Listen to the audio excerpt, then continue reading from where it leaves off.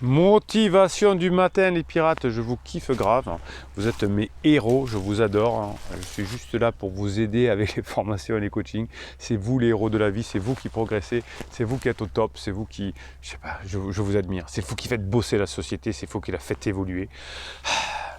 Et puis moi je vous aide, je vous donne juste les outils, moi je passe les outils, je fais juste que passer les outils. Et vous savez, comme vous êtes des malinas, vous attrapez les outils, vous savez les choisir et vous les attrapez. Motivation du matin, ça fait du bien. On est dimanche, on est bien. Alors aujourd'hui, on va parler de cerveau et qu'est-ce qui peut faire que vous, en tant que pirate, des fois, vous avez mal au cerveau. Lorsque vous avez votre conjoint qui est en crise, vous n'êtes pas bien, vous pensez que vous allez peut-être divorcer, mais non, vous n'allez pas divorcer puisque vous êtes des pirates et que les pirates, ils réussissent toujours. Je vais vous expliquer ce qui se passe dans le cerveau au moment où votre conjoint est en crise. Pourquoi vous n'êtes pas bien? Je vais l'expliquer. Le couple, l'amour, les sentiments sont une sorte d'addiction qui vont se mettre en place dans votre cerveau au fur et à mesure de votre rapport de couple.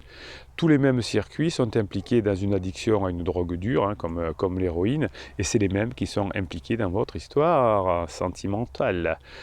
Donc quand votre conjoint vous comble vos besoins, d'être chef de famille, d'être mère, d'être comblé, etc., et que tout d'un coup ça s'arrête, eh bien,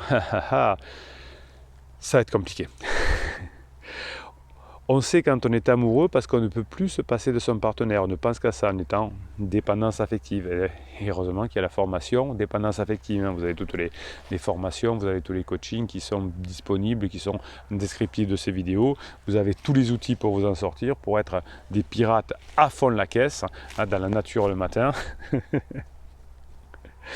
Eh bien, quand le partenaire vous dit « je vous aime plus, je veux partir », eh bien, tout d'un coup, il va y avoir une crainte du manque. Le partenaire n'est pas encore parti, mais il y a déjà une crainte du manque. Et quand, pour quelques semaines, votre conjoint prend un appartement à côté, le temps que vous lui montrez que vous avez changé et que vous passez des bons moments ensemble, eh bien, qu'est-ce qui va se passer? Vous allez être en manque, vous allez être en souffrance, car le système le syndrome de manque va faire que vous n'allez plus libérer les endorphines, les molécules de la douleur, antidouleur en tout cas, et l'endorphine ne va plus combler les récepteurs qui sont en attente, d'où votre état de souffrance. Donc c'est pour ça que faut pas rester passif à ce moment-là, qu'il faut faire ses formations, ses coachings, aller faire du sport, bouger de façon à créer ces endorphines. Quand vous apprenez, vous allez créer des endorphines. Quand vous allez courir, vous allez créer des endorphines. Vous allez pouvoir le traiter. Si vous restez passif à rien faire, à parler sur des réseaux sociaux, je ne sais pas quoi, vous n'allez pas pouvoir combattre efficacement votre souffrance. Donc vous allez sortir d'abord votre cerveau du contexte amoureux, vous allez changer de vêtements, vous allez aller dans des lieux pour être en rock, vous allez changer vos habitudes, vous allez bosser sur vous, vous allez agir différemment, vous allez redonner de l'humour, vous allez redonner du badinage, vous allez reconstituer votre cerveau pour fonctionner différemment. La plasticité de votre cerveau vous amènera à construire un nouveau cerveau finalement, plus rigolo, plus badin, plus cool, plus léger, et qui va vous permettre, chaque fois que vous verrez votre conjoint, d'être beaucoup plus léger et de ne plus avoir ces discussions sur le passé qui ne mènent à rien.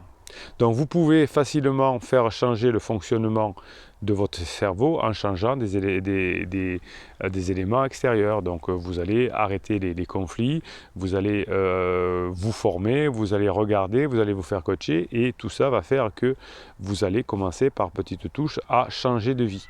Et si vous changez de vie, eh bien forcément vous allez vous sentir déjà plus heureux. Vous sortirez de cette dépendance affective parce que votre cerveau sera comblé, vous allez créer de nouveaux liens neuronaux et vous allez surtout créer de l'endorphine. Si vous êtes en manque, créez de l'endorphine. Vous me dites souvent que ça va mieux après les coachings parce que je vous booste, je vous crée plein d'endorphines et après le coaching, ça va bien. Donc c'est reparti pour un moment, j'ai le moral à nouveau, je vais m'en sortir, je vais récupérer mon couple parce que je vous donne toute mon énergie et c'est comme ça qu'on y arrive facilement.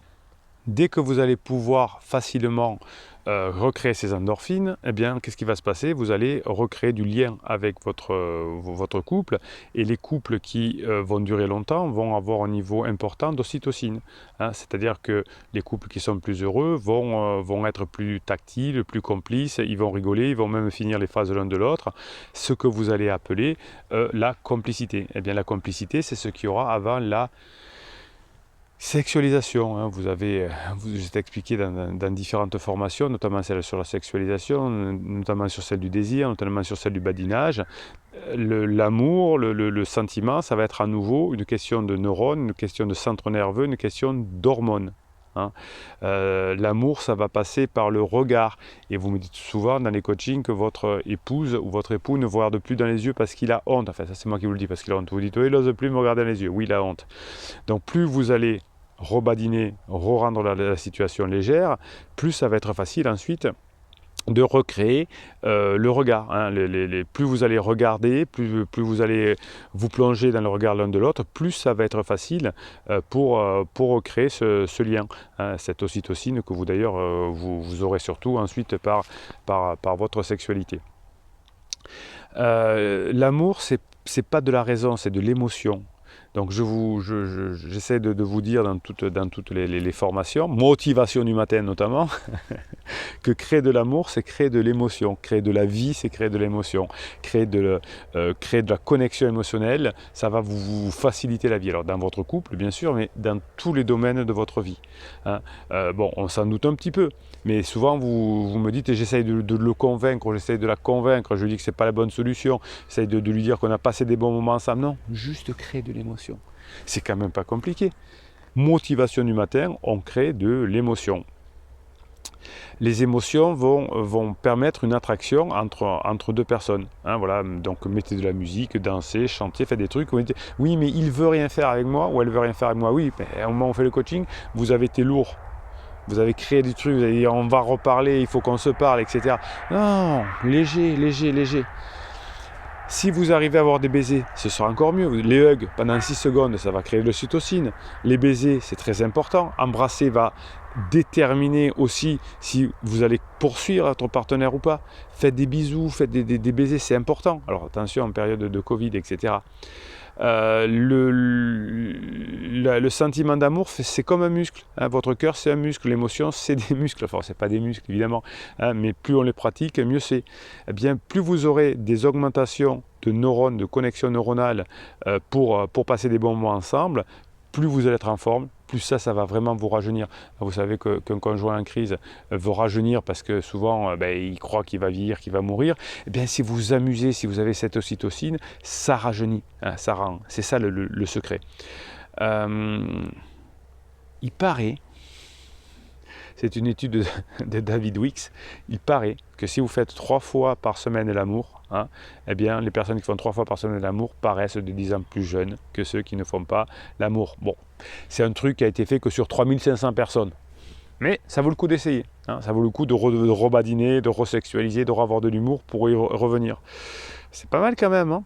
Cette étude a été faite pendant 3500 personnes pendant 10 ans. Pas mal. Allez.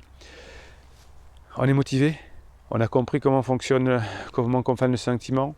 Hein. Créez-moi de l'endorphine, créez-moi de l'ocytocine dans votre couple, créez-moi de la dopamine dans votre vie, dans la sérotonine, mettez-moi de la légèreté, faites bouger cette société, les pirates. Vous êtes les héros de demain. Hein. Vous êtes en train de démontrer au monde que le divorce, c'était une connerie, en tout cas pendant les crises existentielles. Oui, s'il y a de la violence, des choses comme ça, et oui, il faut divorcer éventuellement, ou nécessairement. Pas de violence. Mais si c'est léger, si c'est badin, on se régale. On a des enfants, on a une maison, on va se régaler. Mettez-moi de l'humour, mettez-moi de la dopamine, mettez-moi de l'ocytocine. Vous me faites rêver les pirates.